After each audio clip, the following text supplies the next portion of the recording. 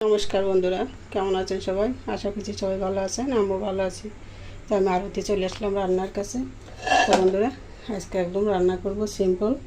এই যে ছোটো পুঁটি মাছ, আর এই পুঁটি মাছগুলো রান্না করবো এখন। এই যে পুঁই শাক দিয়ে, দেখুন আমি আজকে তরকারিগুলো নিয়ে বসে গেছি। আলু আর পুঁই শাক দিয়ে রান্না করবো। আর এদিকে নিয়েছি কিছু উচ্ছে আর কাঁচা লঙ্কা। এই উচ্ছে দিয়ে আর কাঁচা লঙ্কা দিয়ে আলু দিয়ে ভাজি করব। আবার এই পুঁই শাক দিয়ে ছোটো মাছগুলো রান্না করব। এদিকে আমি ভাত চড়িয়ে দিয়েছি। তা বন্ধুরা, ভাত হতে হতে আমি তরকারিগুলো, তো আপনারা আমার সাথে থাকুন, আমি তরকারিগুলো কেটে নিয়ে আসছি। তো বন্ধুরা, তরকারিগুলো দেখুন সব আমি গুছিয়ে নিয়ে চলে আসলাম কিন্তু রান্নার কাছে। এই যে আলু, পুঁই শাকের ডগাগুলো আলাদা নিয়েছি, আর পাতাগুলো এই যে এই পাশে আলাদা দিয়ে নিয়েছি। কাঁচা লঙ্কা চেরা, আর এই পাশে উচ্ছে আলু কুচিয়ে নিয়েছি। আর মাছগুলোতে হলুদ লবণও মাখিয়ে নিয়েছি। আর এদিকে কড়াইতে তেল দিয়েছি। এখন মাছগুলো আগে আমি ভেজে নিচ্ছি।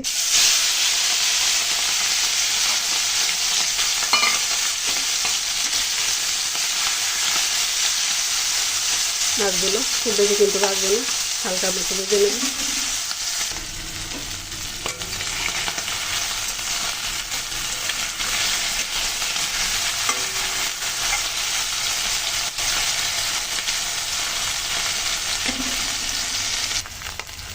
মাছগুলোকে হালকাভাবে ভেজে দিলাম, এখন আমি তুলে নেব।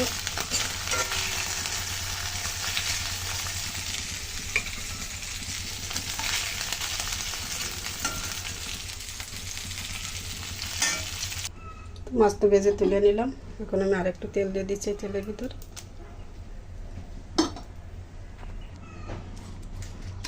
ফোড়নে দিয়ে দিচ্ছি শুকনো লঙ্কা, তেজপাতা, আর দিচ্ছি রাঁধুনি।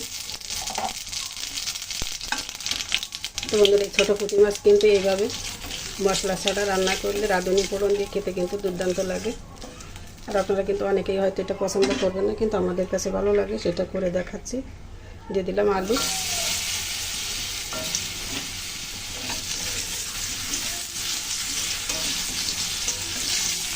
আলুগুলো ভালো করে ভেজে নেব একটু।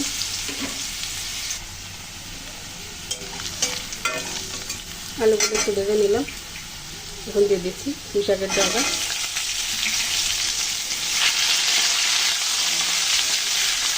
ভালো করে ভেজে নেব। সামান্য একটু হলুদ দিয়ে দিচ্ছি।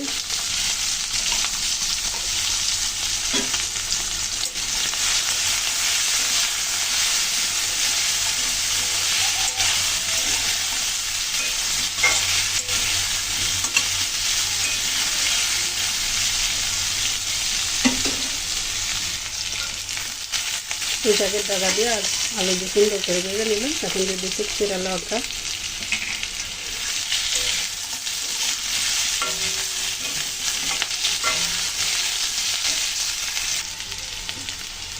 সব কিছু খুব সুন্দর করে ভেজে নিলাম।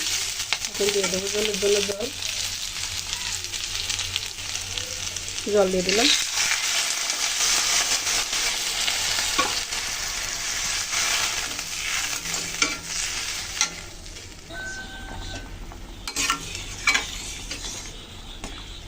তরকারিতে জাল এসে গেছে, দিয়ে দিচ্ছি লবণ পরিমাণ মতো, দিচ্ছি হলুদ।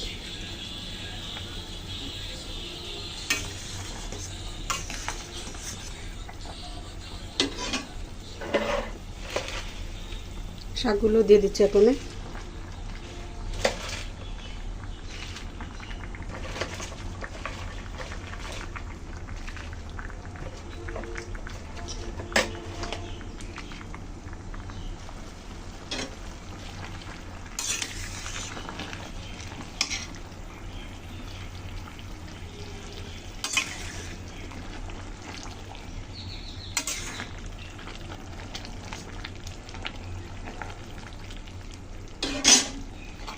মাছগুলো দিয়ে দিচ্ছি এখন।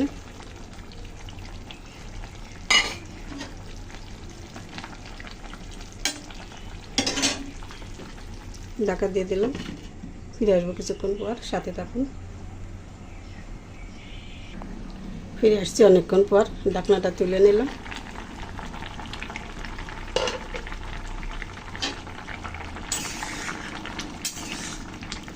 রান্না কিন্তু হয়ে গেল। তো বন্ধুরা, তরকারির কালারটা একবার দেখুন, কত সুন্দর একটা লুক এসেছে।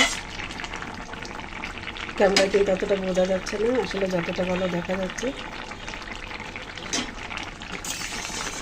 কাঁচা লঙ্কা দিয়ে যে কোনো শাক পাতার ঝোল রান্না করলে কিন্তু খেতে ভালো লাগে, দেখতেও কিন্তু দারুণ হয়। তো দেখুন কালারটা কত সুন্দর,